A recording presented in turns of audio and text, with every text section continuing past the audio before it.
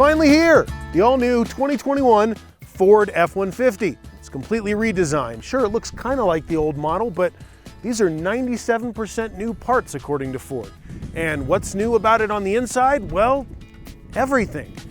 Big digital screens and a folding shifter in the center console, plus there's 180-degree flat reclining seats on the options list. There's so much going on with this truck. We're going to cover a lot today, including this new hybrid powertrain.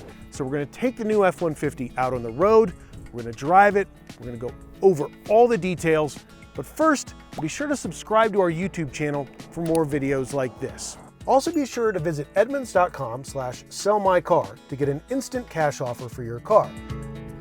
What's under the hood of this F-150 behind me? Well, it's the 3.5-liter EcoBoost engine paired with a hybrid powertrain. So it puts out 420 horsepower and 570 pound-feet of torque. Now, aside from the Ram TRX with the crazy Hellcat engine, that's the most power you can get in any full-size pickup truck today. We're going to be going in and out of a lot of different F-150s today. We're going to talk about this, the PowerBoost Hybrid, but we're also going to get in XLT, Lariat, Platinum, versions with the V8, versions with the best payload capability. So if you see a lot of different colors and trim levels, that's why. But we're in kind of a rush. We got to drive a lot of trucks. Let's take a look inside. So the inside of the new Ford F-150 is one of the places they have to knock this out of the park. Ford's competition in this segment feels luxury, and this is one of the top trim levels for the F-150, the Platinum, and it has to do all the things right.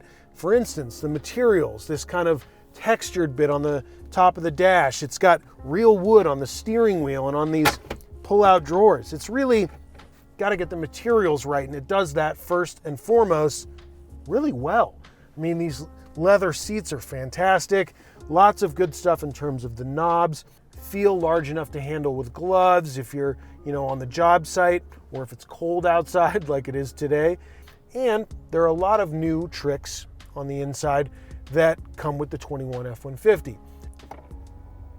The shifter folds into the dash, and if you ask yourself, why is that there? Well, for two reasons. One, Ford says their customers were adamant about keeping a shifter down here. They didn't want a rotary, they didn't want a push button. This is one of the big things that Ford customers wanted to keep. So they did, but then they had it fold away with this opening work surface. Ford surveyed their customers, and a large percentage of them say they use a laptop while they're inside their truck. It makes sense, right? You pull up to the job site, you want to see the plans or the payroll for the day, and you can put it here. Or it's a really nice surface for dipping sauces. If you're into barbecue, you can set out your lunch here and make sure you've got a variety. This also folds up to have a pretty large center console. Now there's this removable and movable piece, and then this is big enough for a couple of gallons of milk or something in there. I don't know why you put it up front. It's definitely not the largest in the segment, but it's plenty big enough for all your small items. And as you move forward back towards the dash, there's a wireless charging pad, USB and USB-C ports, good cup holders, and if you wanted to store your smartphone here on the side, you could do that as well. So the screens, how do they stack up against the Ram, for instance, and its 12-inch screen? It's not portrait layout like you see in a Tesla or the Ram even, landscape instead, and honestly, I think it's just a preference at this point. You get so much real estate here, and this digital screen, which replaces the gauges on upper trim levels, is really high resolution, and when you switch the drive modes, it does these cool animations showing the truck in mud and sand. So the layout of the center console, the new screens, the trick center console, the folding shifter, all this stuff is pretty cool, and this is definitely one of the nicest trucks in the segment, especially in this top Platinum trim. One of the great things too about the F-150 is it's kept its variety of cab styles and bed lengths. You can get the regular cab, you can get the extended cab, you can get the crew cab. You can also get the regular extended or long bed. This is a really good feature or set of features for people that are deciding on how much they're going to haul and tow. For instance, if you want this crew cab for more cabin space, you can get it. But if you're just driving around hauling big stuff in the bed, you can still have the regular cab, which can't be said for competitors like Ram. So at the back end of the F-150, we've got Ford's new version of their tailgate. The tailgate wars are in full swing, and they're shooting their shot with this one. They have retained the useful man step, and they've also added a bunch of cool little kind of construction site features. You've got rulers, a cup holder, place for pens and pencils, a tablet if you're watching an instructional YouTube video. There's these extra tie downs that double as bottle openers for tailgating, and there's also these spots for C-clamps in case you need to clamp down a piece of wood and cut it off at the job site. I mean, this is a really useful tailgate, and they have stolen the distinction from Chevy of being the only auto manufacturer that makes a power up and power down tailgate. Now Ford does it as well. It's an option that this truck has. Power up. Once you're in the bed of the Ford, there aren't a lot of physical changes to what's happening. It's a truck bed. Why would they need to change it that much? But there are a lot of small things that you'll notice if you look in the corners of the truck. For instance, Pro Power Assist or Pro Power Onboard Assist. There's a lot of names. This truck, the Power Boost, has the 7.2 kilowatt system. Now that's optional. Power Boost comes standard with 2.4, and then on the 2.7, 3.5, and 5 liter engines, you can get the 2 kilowatt system on board, which is still great for charging some stuff, keeping some tools going at the job site. But really, this is the big dog of all of them. You can have your barbecue smoker going, you can have your TV going for a tailgate, you can have a refrigerator running, an electric grill, and all at the same time. You don't have to haul a generator to and from the job site. Your truck is the generator. And there are 3 different levels of that, so really you can choose how much power you need based on what you're going to do with the truck. Surprise, we're in a different truck. I told you that would happen, but you're going to get used to it throughout the day. So this is another Power Boost. This is the Lariat trim. And before we get into how it drives on road, let's talk about a couple of things this truck doesn't have. The first thing it doesn't have is the full self-driving capability. What's going to happen with the Ford F-150 is they're going to sell these new models without the software for full self-driving. That's hands-free, nothing on the wheel. That's better than just adaptive cruise and lane centering, and it'll do the driving for you on over 100,000 miles of mapped out highway throughout the United States. But what you can do is buy the hardware now, and through a dealer visit or over-the-air updates later, they will then sell you the software, and you can engage that. It's kind of like Cadillac's Super Cruise, or a little bit like Tesla's Autopilot, but Tesla's Autopilot requires that you keep your hands on the wheel, which is kind of smart. And this system currently also requires that you keep your hands on the wheel. So there's lane centering, which you can adjust how hard it'll push you back into your lane. There's also a 3-level cruise control system, which is standard cruise control, adaptive cruise control, and intelligent cruise control. And what intelligent cruise control does is control this setting of cruise control once you change areas and speed limits. So for instance, if you're going from a 70 mile an hour zone to a 55 mile an hour zone, it will notice the traffic sign on the road, recognize that it's there, and then adjust your speed accordingly. Now, if you don't want that setting, then fine, knock it down to adaptive. And if you don't like adaptive, go in the system and knock it back down to standard old cruise control. You've got your choice, which is awesome. Let's talk about pricing a little bit too. The F-150 ranges anywhere from $30,000 in the XL trims all the way up to, this truck is about $70,000, and you can get north of $80,000 if you put all the options on and get the Power Boost. And that's a pretty impressive price tag. But what's nice is there's such a wide variety of powertrains and a wide variety of trim levels that you can choose what you want and how you want your truck equipped. I, for example, don't mind this Lariat. The materials are really nice, and there's a lot of the optional small features that you can get. You don't have to get them as a bundle like you do on the Platinum or the Limited. As for engines, there's still the base 3.3 liter. There's the 2.7 liter EcoBoost, the 3.5 liter EcoBoost, the 5 liter naturally aspirated V8, Then there's the 3.5 liter EcoBoost that's paired with the hybrid powertrain, the PowerBoost, and the 3 liter diesel. Now, all of these get a 10-speed automatic transmission. That's the only thing you can get in an F-150 now. And on this PowerBoost, the transmission is really smooth. You're not going to get any appreciable miles from the electric battery. There's no 15 miles of range up front or anything like that.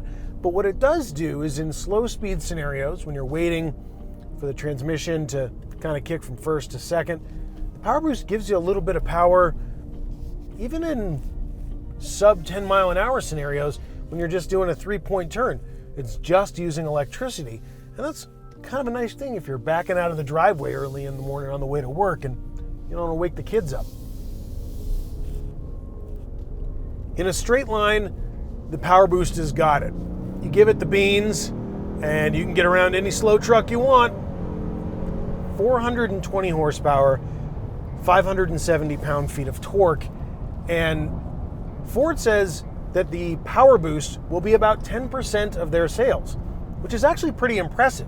And one of the reasons it'll reach that high of a percentage is because you can get the PowerBoost powertrain on any F-150. XL, XLT, Lariat, Limited, Platinum, whatever you want, you can get this powertrain.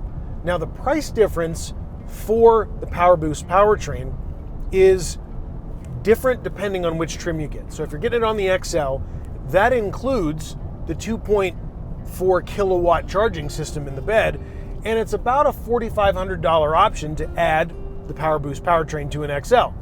But if you go up the trim levels, for instance, at the top of the range, you add the PowerBoost and it's only $1,900 extra. And from there, you can get the 7.2 kilowatt charger on board, etc., etc. So, like I said, there really is a lot of variety and choice in the way you can equip this truck. The power from the PowerBoost is smooth all the time. Going up long grades, I'm not finding any roaming in the 10-speed. This is a transmission we've liked in previous Ford trucks. And there's no clunkiness to the hybrid. There's no noticeable regen in the brakes. This just feels like a more powerful version of the F-150. The steering is a little bit heavier. You can feel the added weight of the PowerBoost. This is a heavier truck and therefore it gets lower payload ratings, but you can still tow 12,700 pounds if you get the PowerBoost in the right trim and with the right equipment. And speaking of right trim and equipment, it is capable of pulling 14,000 pounds when properly equipped. I mean, seriously, who's towing that much in a light-duty pickup truck? What that is about making it comfortable to tow loads that are 7, 8, 9,000 pounds. Really, that's where that comes into play. I mean, if you're loading your light-duty up to 14,000 pounds regularly, you might want to think about a heavy-duty truck anyways. So what does the PowerBoost do for fuel economy? Well, a lot actually. If you're getting a four-wheel drive PowerBoost, you're going to be rated at about 24 miles per gallon, highway, city, and combined, which is really impressive for a full-size pickup truck. The diesel does a little bit better on the highway, and if you get the 5-liter V8, you're going to go down as far as 19 mpg combined. Now, it might make more sense for you to buy the diesel if you're going to spend a lot of time on the highway, but if you're doing pretty mixed driving and you want that cool onboard charging system, the PowerBoost is seriously appealing. All right, so let's do an Excel run. That sounds like an EcoBoost. It sounds like a 3.5. That is a quick truck. Now, it doesn't have the V8 growl, but if you want that, you can still get the 5-liter Coyote engine. And there's probably a Raptor on the way that will either have a high output version of the EcoBoost or, fingers crossed, some version of that Shelby GT500 engine. How cool would that be? A Raptor with 760 horsepower? Praying to the car gods on that one. Now, how does it steer and handle? Well, honestly, the Ram's coil spring suspension is really hard to beat in the steering, handling, comfort department. But Ford has closed that gap quite a bit with this truck. We're driving it on unfamiliar roads. We haven't taken it on our test track yet. We will. But from what I can tell, this is definitely an improvement in comfort. They've widened the track a little bit. They've actually added sidewall to all the tires to make the ride more compliant. And this was never an uncomfortable truck. Even the previous 2 generations, we give pretty top marks for comfort, but the Ram just edges out the F-150 in comfort because of those coil springs in the rear instead of leaf springs like this truck still has. You definitely feel the truckiness of it. It has some sharpness to the bumps that come into the cabin, but they're absorbed well, and none of them are harsh, really. We're going over pretty beaten up mountain roads here that see snow a couple times a year. This isn't great pavement, and there's nothing about this truck that says, oh, I can't last 8, 10, 12 hours on a road trip. Drive across the country in one of these, you're not going to have a problem. Maybe stop for a snack break and try your barbecue dipping sauces.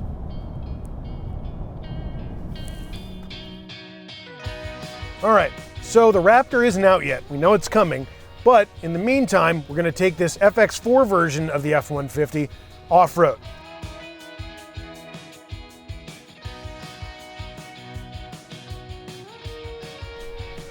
Just because it's a power boost, and this is a power boost, by the way, doesn't mean you can't go off-road. They've designed the battery to be beaten up and take abuse. It can do difficult work. Look at that. Like it's nothing. The big 12-inch screen with the forward-facing camera, huge for off-roading.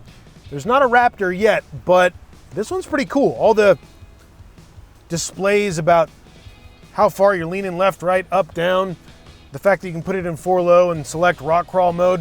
This is a fun truck off-road. So what do we know after driving the new F-150? Well, it's definitely an improvement over the outgoing model. Better ride quality, better interior function, better tailgate function. It's got that cool ProPower onboard charging system, so you can put all your tailgate stuff to use without bringing a generator to the site. And on the inside, you've got cool stuff like that locking under-seat storage for hunters and fishermen. You've got the 180-degree fold-flat seats if you need to take a nap. And why would you buy this truck instead of a Ram or a Silverado? Well, for starters, it's got the most diverse engine lineup of any full-size truck, from the 3.3-liter V6 up to this power boost, the optional diesel, and there's even that EV F-150 on the way. Plus, fingers crossed, we're getting a Raptor that might have a GT500 engine under the hood, or maybe just a high-output version of the 3.5-liter EcoBoost. No matter what way you slice it, this F-150 is a big improvement on the old model. All of the new stuff is great. You're going to want to take a closer look at it. And to do that, be sure to subscribe to our YouTube channel and click the notification button. For more information on the F-150, click the links below, and be sure to follow us on Facebook and Instagram.